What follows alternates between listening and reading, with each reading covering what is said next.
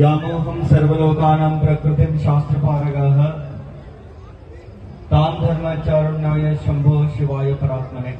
ಪ್ರಥಮದಲ್ಲಿ ಸಮಸ್ತ ವೀರಶೈವ ಧರ್ಮದ ಕುಲಗೋತ್ರ ಪುರುಷನಾಗಿರುವಂತ ಬೇಡಿಯವರಿಗೆ ಬೇಡಿದ ವರವನ್ನು ಕೊಡುವಂತಹ ಈ ಹೈದರಾಬಾದ್ ಕರ್ನಾಟಕದ ಗಡಿಭಾಗದಲ್ಲಿ ಕಾಶಿ ಅಷ್ಟೇ ಪವಿತ್ರವಾಗಿರುವಂತಹ ಚಾಂಗ್ಲೇರಿ ಗ್ರಾಮದ ವೀರಭದ್ರ ಮಹಾಸ್ವಾಮಿಯ ಅಡಿದಾವರಿಗೆ ಅನಂತ ಕೋಟಿಯ ಭಕ್ತಿಯ ನಮನವನ್ನು ಸಲ್ಲಿಸಿ ಜಾತ್ರಾ ಮಹೋತ್ಸವ ನಿಮಿತ್ತವಾಗಿ ಹಮ್ಮಿಕೊಂಡಿರುವಂತಹ ಕಾರ್ಯಕ್ರಮದಲ್ಲಿ ಉಪಸ್ಥಿತಿರುವಂತಹ ಹಿರಿಯರು, ಅನುಭಾವಿಗಳು, ತ್ರಿಕಾಲ ವಂದಿನಿಯರು, ವಿದ್ಯಾ ವಾಚಸ್ಪತಿಗಳಾಗಿರುವಂತಹ ಪರಮ ಪೂಜ್ಯ ಶ್ರೀ ರಾಜೇಶ್ವರ ಶಿವಾಚಾರ್ಯ ಅಪ್ಪವರ ಪಾದಕ್ಕೆ ಅನಂತ ಕೋಟಿಯ ಶರಣಂದು ಉಭಯ ಎಲ್ಲ ಗುರುಗಳ ಪಾದಕ್ಕೆ ಅನಂತ ಕೋಟಿಯ ಧನ್ಯವಾದವನ್ನು ಹೇಳುವುದರ ಮೂಲಕ ತಮಗ ಹಾಗೂ ನಮ್ಮೆಲ್ಲರನ್ನು ಉದ್ದೇಶಿಸಿ ಮಾತನಾಡಿರುವಂತಹ ಹುಮ್ನಾಬಾದ್ ನಗರದ ಮಾಜಿ ಸಚಿವರಾಗಿರುವಂತಹ ಎಲ್ಲಕ್ಕಿಂತ ಮಿಗಿಲಾಗಿ ವೀರಭದ್ರ ಮಹಾಸ್ವಾಮಿಯ ಪ್ರಿಯ ಭಕ್ತರು ಆಗಿರುವಂತಹ ಸನ್ಮಾನ್ಯ ಶ್ರೀ ರಾಜಶೇಖರ್ ಪಾಟೀಲ್ ಅವರೇ,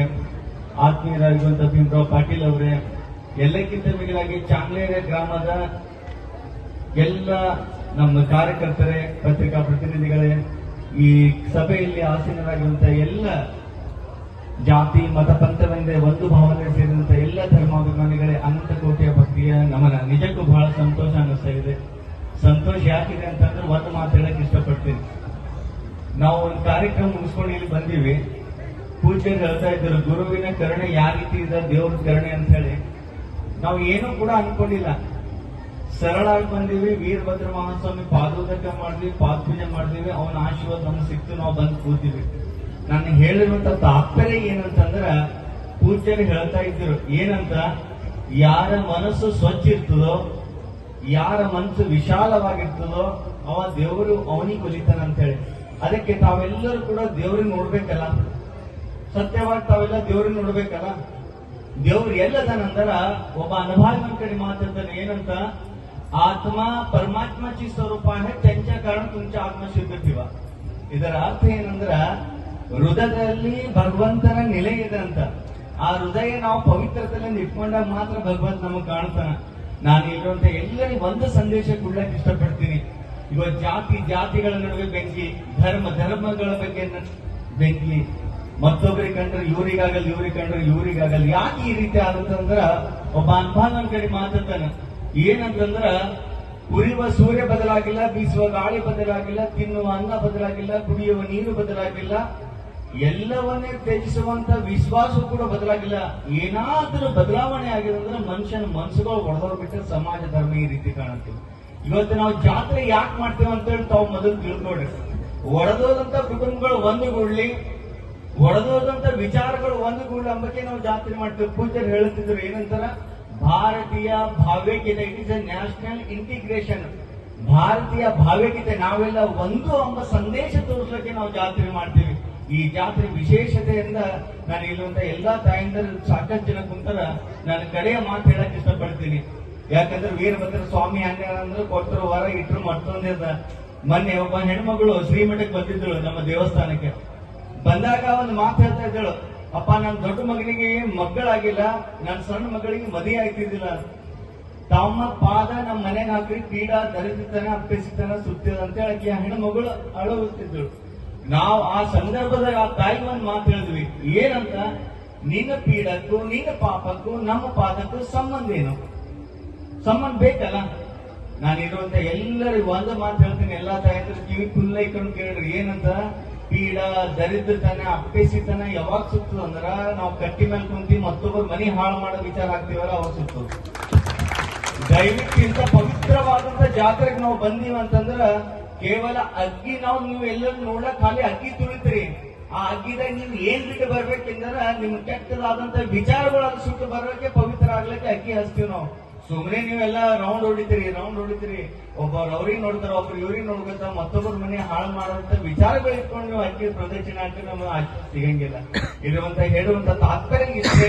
ಇವತ್ತು ಜಗತ್ತಿನಲ್ಲಿ ಏನ್ ಮಾಡ್ತೀವಿ ಅಂದ್ರೆ, ದಿನದ 24 ತಾಸು ಒಂದು ತಪ್ಪು ಮಾಡ್ತೀವಿ. ಏನಂತಂದ್ರ ಮತ್ತೊಬ್ಬರು ತಪ್ಪೆಣಿಸಿದ್ರೆ ತಪ್ಪು ಮಾಡಕತ್ತೀವಿ.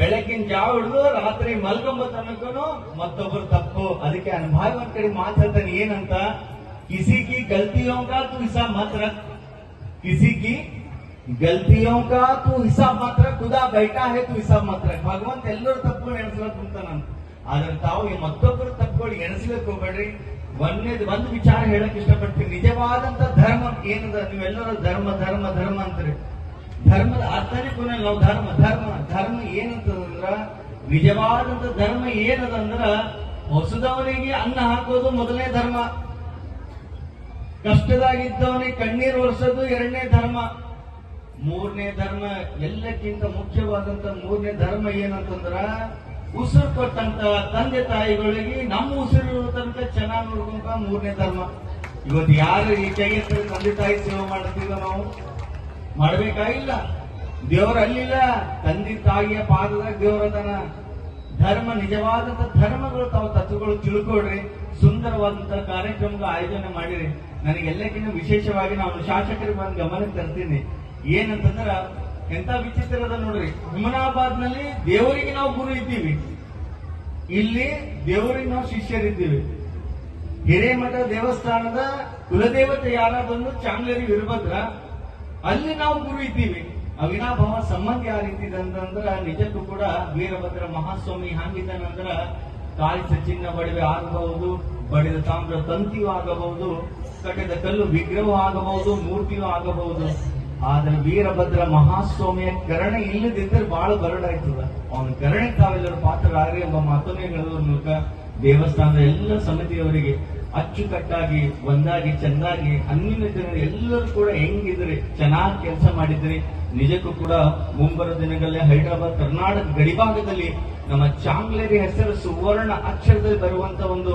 ಪುಣ್ಯಕ್ಷೇತ್ರವಾಗಿ ಅಭಿವೃದ್ಧಿ ಆಗಲಿ ಎಂಬ ಮಾತನ್ನು ಹೇಳಿ ಇವತ್ತು ವೀರಭದ್ರ ಮಹಾಸ್ವಾಮಿ ಯಾರಿಗೆ ಆಶೀರ್ವಾದ ಮಾಡ್ತಾನೆ ಇಲ್ಲೋ ನಾವಂತೂ ಕೇಳಕತ್ತೀವಿ ಇಲ್ಲಿರುವಂತ ಎಲ್ಲರಿಗೂ ಮಂಗಲ ಆಶೀರ್ವಾದ ವೀರಭದ್ರ ಮಹಾಸ್ವಾಮಿ ಅಖಂಡ ಆಶೀರ್ವಾದ ಮಾಡಂತ ಹೇಳಿ ನಾನು ಈ ಮೂಲಕ ಹೇಳುತ್ತ ನಮ್ಮ ಮಾತುಗಳ ಪೂಜ್ಯರ ಪಾದಕ್ಕೆ ವಂದಿಸಿ ನಮ್ಮ ಮಾತಿಗೆ ವಿರಾಮ ಕೊಡ್ತೀವಿ ಶಿವಮೊಗ್ಗ